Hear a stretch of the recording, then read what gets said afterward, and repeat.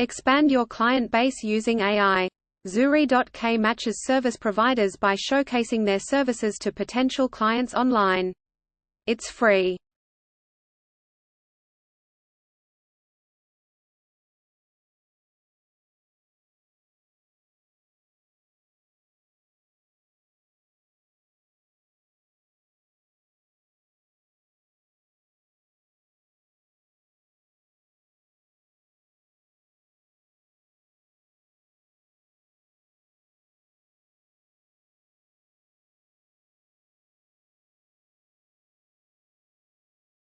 Welcome to the bold analysis, ladies and gentlemen. In this video, I want to reveal to you why William Ruto's government should not remain unchecked. At the moment, we were at that electioneering period from August 9th to William Ruto's inauguration. The dominant narrative amongst William Ruto's opponents was that the President, William Ruto, should be left to fail. And I really understand that by that time, it's true to say that people were hurt, and even now, people are still hurt. And of course, there's a feeling that we are not part. People who did not support William Ruto are not part of this government. And this is a very critical aspect. But in this video, I want us to give it an interesting angle. Why William Ruto's government should not remain unchecked. But I don't know what you think. As we do this video, I just want you to think about it.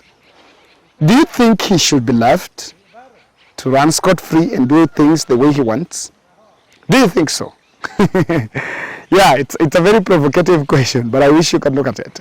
Kindly subscribe to our channel, click the notification bell, and like our video. Now, I want to say that we are still continuing with our camera purchase fundraiser. I reached out to the supporters of the bold analysis. I'm reaching out that you can help us acquire an extra camera. Canon 250D goes at a market price of 80,000. That I think that's including VAT, and of course I'm planning that we're going to import the camera if possible. And I reached out to help us guys to buy a new camera, and the support number is there. This camera is just supposed to help us produce the interviews, the interview formats. Those are content formats that we're introducing in the channel, apart from my just personal analysis. It also creates a very interesting understanding and create diversity in this channel. So we reached out to you guys to support us in any other way, in any way, any amount, as little as 50 or whatever you can get. I want to say thank you to those who have been doing it. And the number is up there, 0710 62 78 89. And I want to say this. In the just concluded election, there was 2 transitions. In fact, if you ask me, I'll add one, but I'll not speak about the third one. The first transition was the transition of Uhuru Kenyatta to the next government. The Jubilee, to whether it was either for Azimio or Kenya Kwanza. That was the first transition. The second transition was very invisible, but you could only see it from the campaign trail. And that was the transition of the generational transition. That was the bearing of William Ruto's campaign.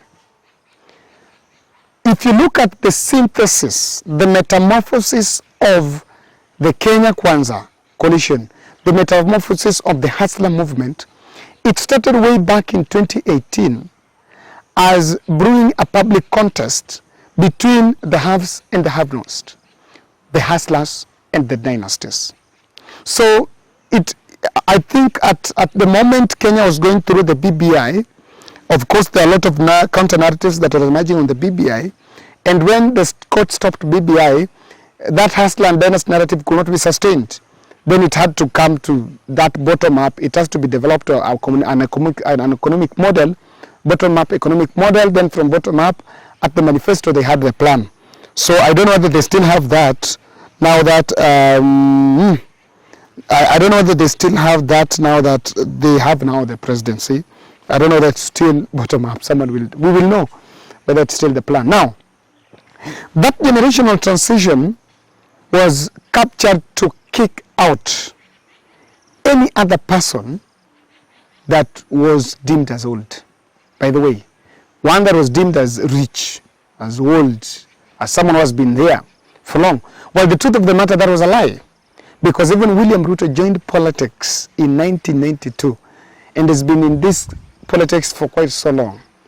So it was a lie. People like Musalia Mudavadi are not greenhorns. And it was a lie. Now, because of that kind of bearing, you can see that it can be a sustained thing. It can be a sustained narrative as we head towards the next general election. And this is something that must be seen. You must mirror this critically so that you see an angle that I'm trying to build. And I want to tell you that there are some 4 reasons that Will is informing this my understanding, or this my observation, that William Ruto should not remain unmarked. He must be marked. I don't know who's going to mark him, but he must be marked. This is why. In this presidency, in William Ruto's presidency, there was a lot of international lifting. There's a lot of international lifting. And my position on this foreign meddling is normally this. Whether there was an influence from deep state or William Ruto had boxed the IBC and the Supreme Court, at the end of the day, the common ground is there was a problem. There was a problem. And what we've had and that been sold to the Kenyan voter as democracy, for me, is just an absence of violence. People are not peaceful. But this time round, I can tell you that it's a bit different. It's a bit different. So, it cannot be, and Raila Odinga mentioned, that it could not be that these foreign powers, the IBC Commission, was split into 2, where Fletcher Bukatu was announcing his results in Bomas. They were trooping, there was another 4 commissioners that were in Serena that announced the results. And I remember Raila in his speech took an issue with this. But these foreign powers could not even then condemn the other 4 commissioners.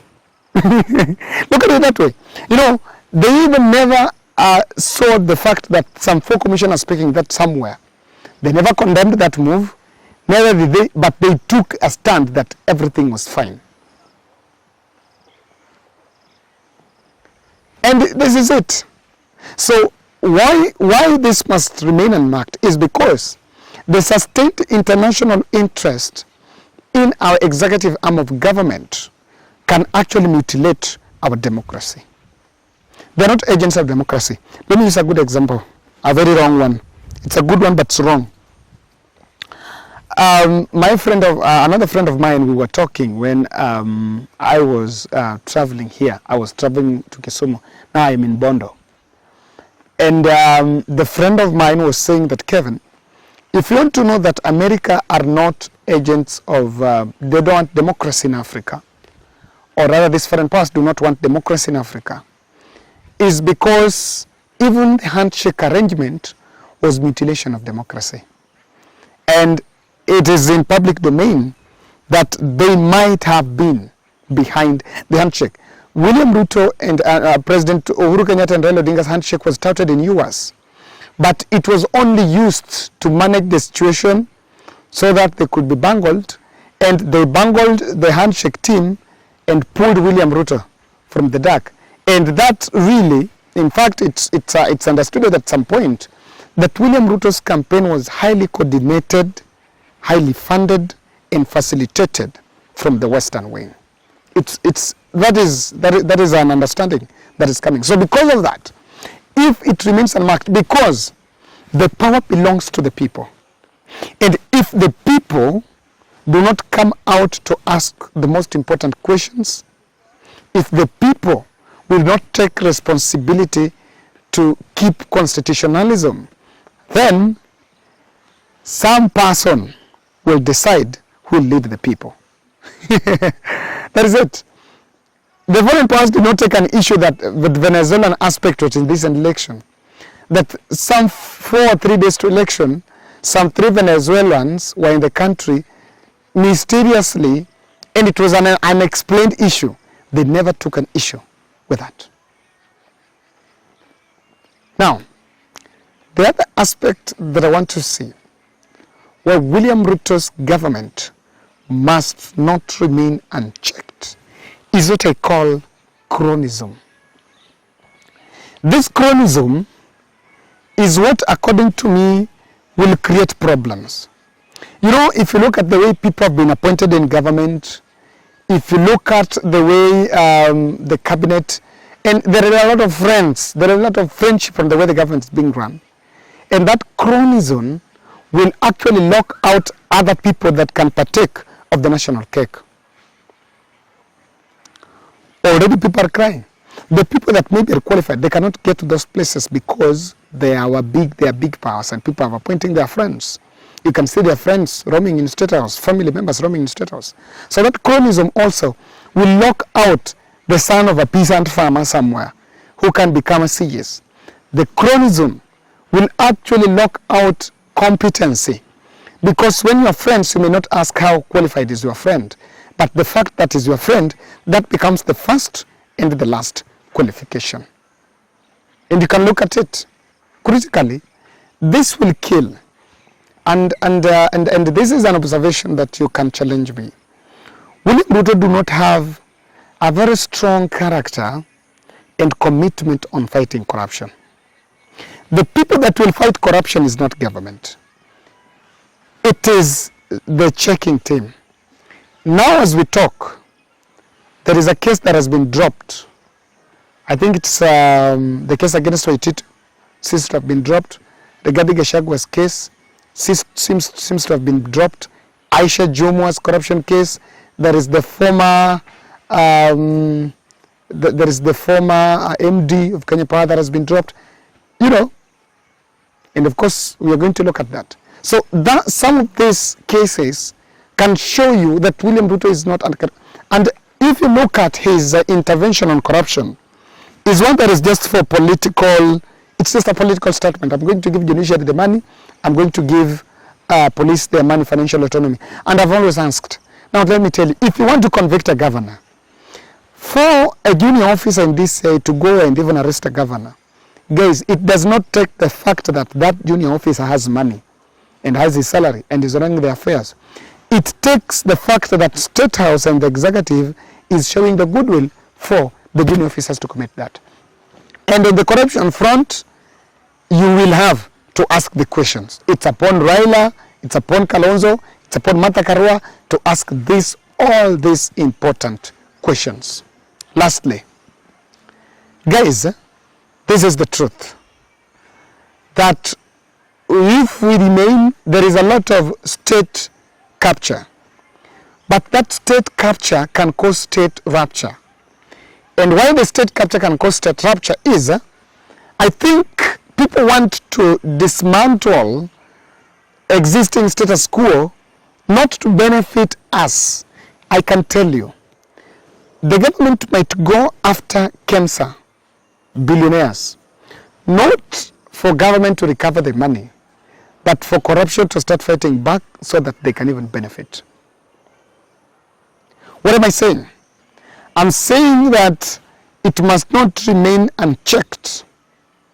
It must be checked because there is a lot of pilferage that could go to private hands in the name of dismantling, or rather ending what is called state capture.